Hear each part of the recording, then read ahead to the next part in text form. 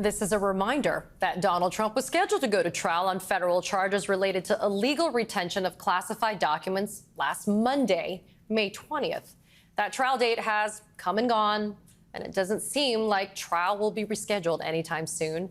And now the Florida federal judge who Donald Trump appointed is once again ruling in his favor in the case. Judge Aileen Cannon denied a motion by special counsel Jack Smith seeking to prohibit Donald Trump from making inflammatory statements about law enforcement after he pushed the wild and dangerous lie that a standard FBI procedure document included in the Mar-a-Lago search warrant was an assassination plot, even though the search had been planned for a day when Trump was 1,000 miles away in New Jersey. Judge Cannon rejected Jack Smith's motion on procedural grounds and rebuked Smith for not conferring with the defense more thoroughly, writing, quote, "The court finds the special counsel's pro forma conferral to be wholly lacking in substance and professional courtesy. Any future non-emergency motion brought in this case shall not be filed absent meaningful, timely, and professional conferral." That's Judge Cannon taking the side of Donald Trump's lawyers who made that argument in their response. But as the Washington Post notes, Smith wrote in a footnote to the motion that prosecutors contacted Trump's lawyers, but his lawyers, quote, "do not believe that there is any imminent danger," and asked to meet and confer next Monday. Judge Cannon said nothing about the risk of threats and danger to law enforcement officials by Donald Trump's repeated lies. So this is yet another example of Judge Cannon's slow-walking decisions on a growing number of pretrial motions. In a new profile of Judge Cannon, the New York Times describes her as an industrious but inexperienced and often insecure judge whose reluctance to rule decisively even on minor matters has permitted one of the country's most important criminal cases to become bogged down in a logjam of unresolved issues. She has largely accomplished this by granting a serious hearing to almost every issue, no matter how far-fetched that Mr. Trump's lawyers have raised, playing directly into the former president's strategy of delaying the case from reaching trial. Joining us now is Bradley Moss, national security attorney who represents people in the intelligence community, and Andrew Weissmann is back with us.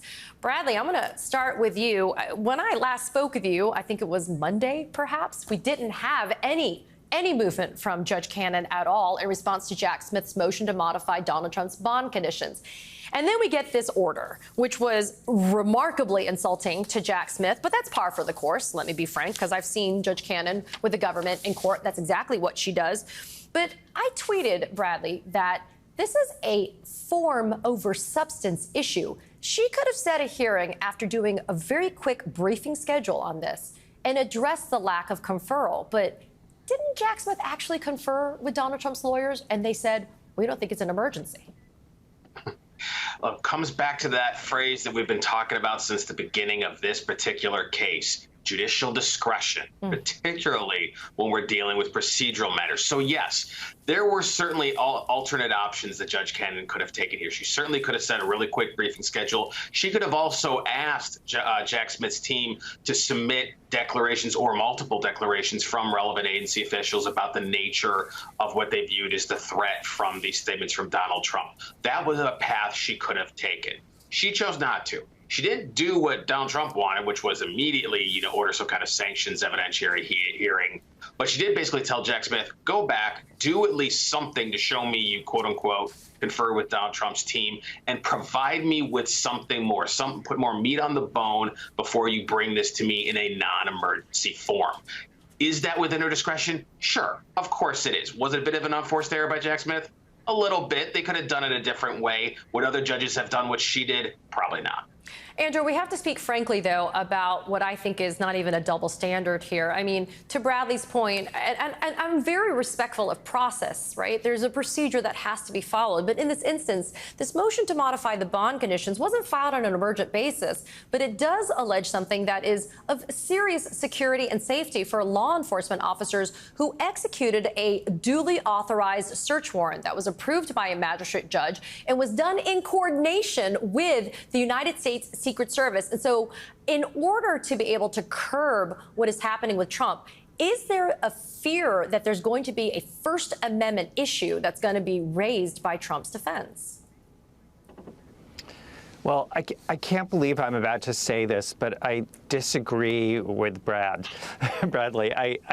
I think this is something that is absolutely outrageous. I think this is the kind of thing that is going to be, when she ultimately denies when Judge Cannon denies Jack Smith's application when it gets refiled, I think this will be taken up to the 11th Circuit. This is something that the government obviously cares deeply about. Indeed, the Attorney General of the United States talked about how this was a dangerous and false misrepresentation by the former president. Endangering law enforcement is the kind of thing that is the reason that you go into government to try and prevent and to make sure that you are upholding the people's safety, including those in law enforcement who put their lives on the line. For her to have put this off when it was a matter of safety on a ground that is, it's not even a technical ground. There was conferral. And for the defense to say, the defense don't think that's an emergency, that's not the issue. It's the issue is, does the judge think it's an emergency? So I really think this was one where the judge is dead wrong. I think she is making up the procedural issue. I think it is the kind of thing that is going to be used by Jack Smith rightly on appeal. And it shows the same kind of cavalier disregard for law enforcement that caused Judge Cannon to be reversed not once, but twice by the 11th Circuit when this investigation and case was just beginning. And, I think she is really playing with fire here, and she's playing, I think, with people's lives. So I really think this is sort of outrageous conduct by somebody who took an oath of office as a judicial officer.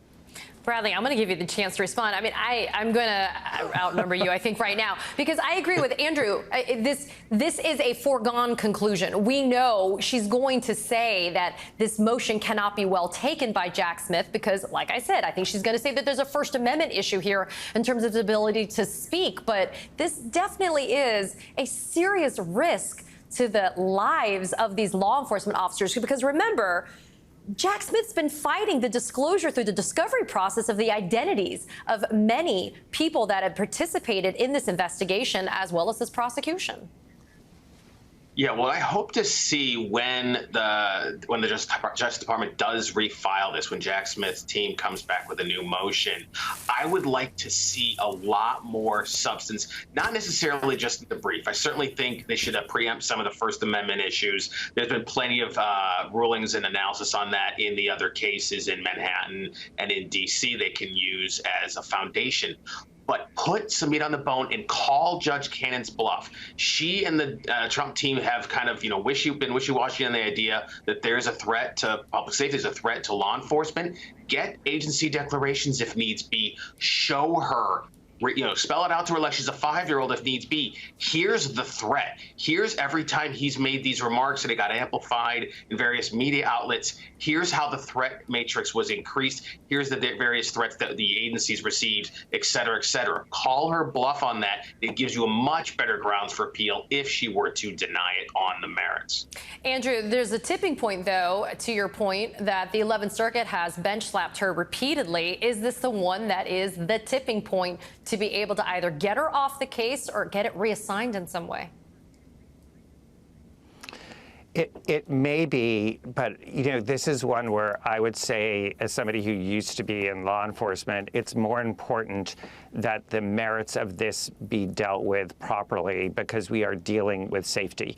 And if it leads to the secondary goal of the 11th Circuit deciding, you know what, it's the third strike and you're out, so be it. I would note that it really is important to remember that what she did here and her not really giving weight to the allegations of harm to law enforcement is exactly what the 11th Circuit denigrated her decisions about when they reversed her twice, which was her cavalier disregard of the national security of this country. That is at core why she was reversed twice by a conservative panels of the 11th Circuit. So this is, I think, very much of a piece.